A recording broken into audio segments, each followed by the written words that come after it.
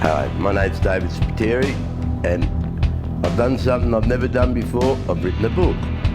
And my friends and my mother and everyone says what a great book it is. It deserves more people to read it. It's been out there for a couple of months now, and people say, oh, you've got to be careful, takes its time. Well, I'm a bit impatient, bugger, I want more people to read it. So, I'm doing the YouTube. I'd never even heard of YouTube till last week, and now I know what it's all about, and I think I should go and let people hear the first chapter maybe. That's why I'm doing this, to suck you in a bit. It's a bit of bait for you. It's a story of mateship, treachery, greed, disloyalty, loyalty, love, sex, drugs, mainly sex and drugs, and loyalty, and fun. It's a fun book too. If you want to take time to read it, you'll discover it. The PREZ by David Spiteri.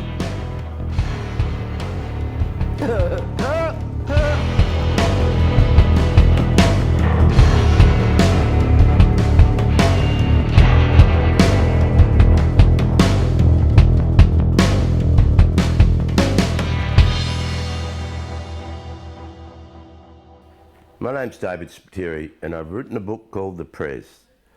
The PREZ is an inside look at the birth of outlaw motorcycle clubs in Australia.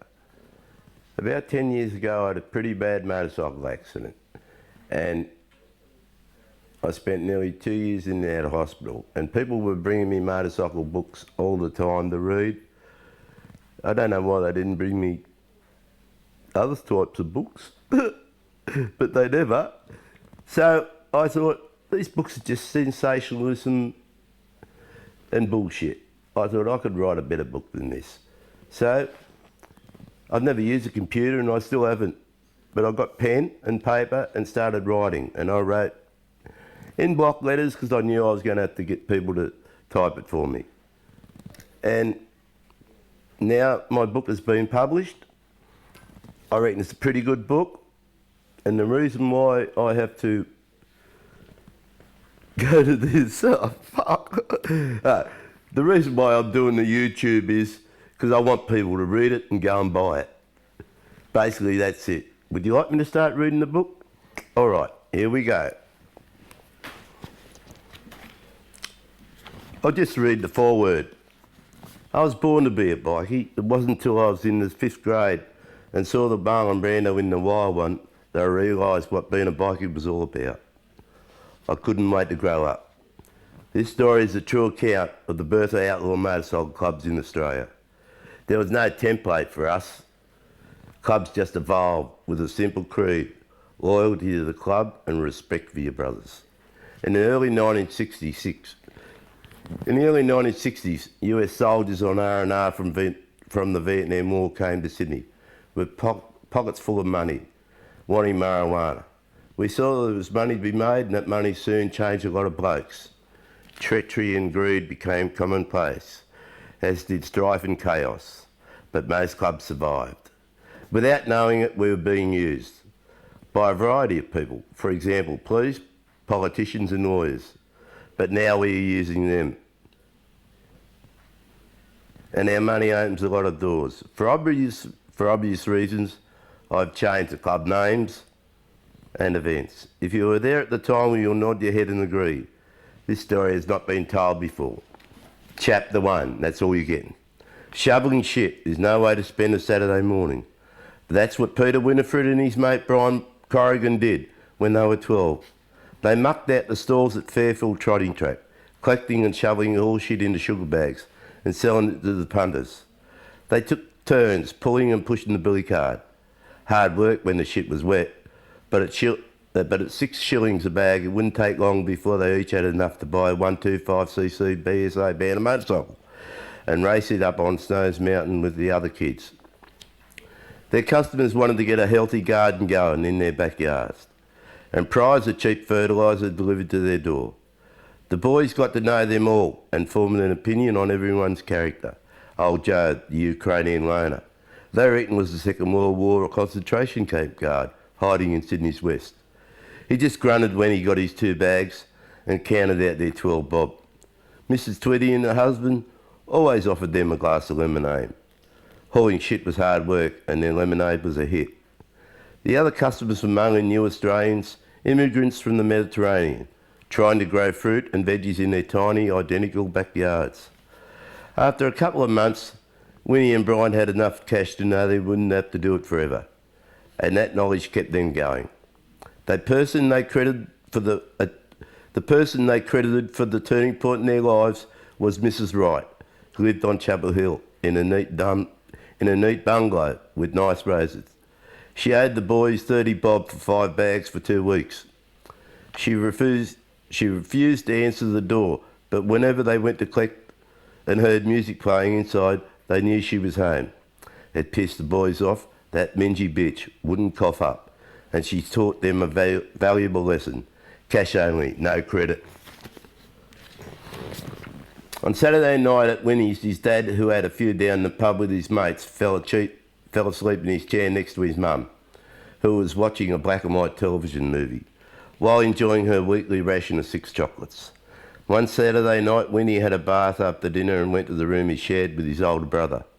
Warren toiled in a nail factory for a pittance, and every Saturday night he went to a church dance. Winnie reached under his bed and add his daily takings to his horseshit money, £11 or 7 shillings. Only a few more weeks before he had 14 quid to buy Kevin Hinchy's Bantam. Kev wanted to upgrade to a 500cc matchless. Winnie stashed the box, then went to kiss his mother goodnight, making a big fuss about how tight he was. Engrossed in the movie, she kissed him lovingly and told him to sleep well. From a traditional Italian family, she was ever patient and forgiving. Even though his father was a dinky-die Aussie, the kids in the area picked on Winnie and his brother because they weren't one thing or another. The Wogs didn't accept them, nor did the Aussies, so fair game for the neighbourhood bullies. That Saturday night, Winnie and Brian had a job to do. Winnie turned off his light, changed out of his pyjamas into his jeans and climbed out the window. He walked down the road to meet Brian, who pulled out a small tomahawk. Winnie laughed at and called it good thinking. They made their way to Mrs. Wright's house, where the lights blazed and laughter roared inside. Brian crept up the path to the rose bushes and chopped them all off at the ground. The bastards inside wouldn't be laughing next morning. On Sunday mornings, Winnie's mum made him get up and go to church with her. They had to leave early because she arranged the altar flowers. She and Father Pius were thrilled that a bunch of fresh, beautiful roses left at the presbytery door.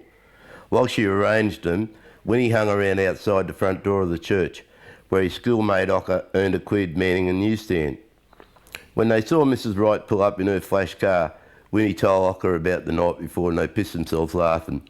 Winnie hoped she liked the flower arrangements. After Mass, Winnie had a quick bite, then changed clothes to meet his mates. The last thing he heard was his mother calling out, "Don't be late for tea." In those quiet days of the late 1950s, just about everyone had a baked dinner on Sundays, and the whole family got together because the pubs were closed. Winnie's old man turned on his charm and proved quite funny when sober. He raced down his street past the Identical Housing Commission's 3-bedroom fibro houses. From some he heard angry shouting and snatches of arguments. It unsettled him. He'd never shouted in his whole life. He reckoned he's pretty lucky that his home was a happy one. No raised voices, no argy-bargy. He met the boys on the corner and they headed up Snow's Mountain. On Sundays in Sydney's western suburbs, too far from any beach, it was all about motorbikes. Snow's Mountain had a twisting bush track, ideal for dick swinging, daring-do, riding and bravado. Big Kev tried to ride his Bantam up Snow's Mountain, but he was so big and heavy the gutless little motor couldn't make it without a huge run-up, and he had to push it up the last 100 yards. He was anxious to sell it as when he was to buy it.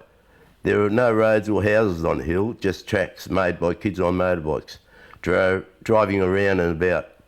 A big gang had gathered up there that Sunday, and the top dog was a bloke everyone called Twister.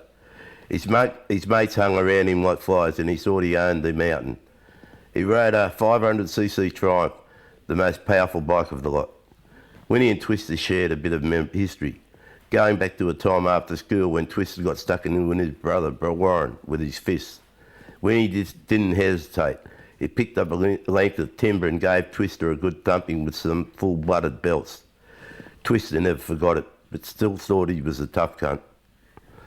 When Twister saw the boys walking towards him, he gunned his bike and sprayed Winnie, Brian and Kev with gravel, then headed off laughing. That Twister's a real queer cunt, Big Kev snarled. Wait till I get my matchless. Kevin never liked Twister at the best of times.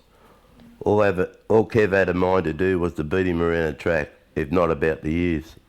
Winnie saw the fire in Kev's eyes. Hey Kevy, don't wreck my bike before I can buy it. Twister took off and easily outsprinted Kev on his tiny Bantam. When the boys headed down the hill, they found Kev revving the motor and saying, "Fuck, fuck, fuck," under his breath. That cunt nearly put me over the edge. Brian had an idea. Come on, leave the bike here. Help me with this. Brian found a log. When they heard Twister starting on another lap, they dragged it across the track on a blind corner and hid it in the bushes. Twister came roaring around the corner. To avoid running into the log, he dropped the bike and slid off into the bushes, arse over tit. The boys ran home laughing and Brian shouted, "Don't get mad, get even." Twister was 2 years older and tougher and probably smart enough to work out who'd brought him undone. But at that moment they couldn't have cared less. That night at tea, Warren glared at Winnie and then dropped the bombshell. "You didn't go to mass today. Mary from the youth group told me you were out of Docker's paper stand, yakking it up the whole time." Winnie was caught dead to his rights. His first thought was that Warren was a prick for dobbing him in. And then he tried to come up with some excuse. His mum just looked at him and said, "That's all right, Peter." As soon as Warren realised their mum wasn't going to get up Winnie, it was full of self-righteous anger. "I still love you, mate." On their way to school the next morning, he asked Winnie, "Did you do your homework?" "No, too busy riding motorbikes." They shared a good laugh.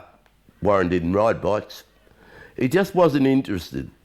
But he liked girls, and there was plenty of them at the youth dances. It rained on the way to school. Low scudding black clouds made the sky look eerie. In class, Winnie noticed Brother Michael staring at him with his little black currant eyes. Winnie thought most unusual. Winnie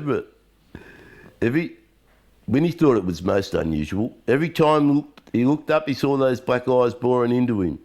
After prayers, and then without even saying good morning, Brother Michael told the class, "Get out your homework." He marched straight up to Winnie's desk. Winnie shit himself. We never had homework first thing in the morning. Here come trouble, he thought. "Where's your homework, Winifred?" Brother Michael. "Where's your homework, Winifred?" Brother. I said this twice, doesn't matter. Winnie fiddled with his bag, pretending to look for what he knew wasn't there. "You never did your homework, did you?" Before Winnie said a word, Brother Michael grabbed him by the throat and dragged him out the front of the class, banged his head against the blackboard and shouted, "Why didn't you do your homework, Winifred?" Winnie tried to speak, but nothing came out. He was holding on so tight and I tried to open my mouth, going, no voices come out. "You didn't do it because you were too busy riding motorcycles." Brother Michael was squeezing so tightly that Winnie couldn't breathe. When his face went red, Brother Michael loosened his grip and dragged him back up to the classroom, lifted him up, hung him on the hat pegs, and I just sat there like that. My feet couldn't touch the ground. Winnie's feet dangled a foot off the ground and he squirmed like a bug on a pin while Brother Michael headed back to the front of the class. Winnie's brill cream had made a big greasy stain on the blackboard. I still remember it. He couldn't write on it with the chalk. The class giggled at Winnie's predicament and turned to look at him. Hanging there, each secretly glad it wasn't him. "Get him down," Brother Michael shouted to no one in particular, struggling to regain his composure. Brian and the rat Russell, two of Winnie's mates, hurried to the rear of the classroom and lifted Winnie down, desperately trying not to laugh.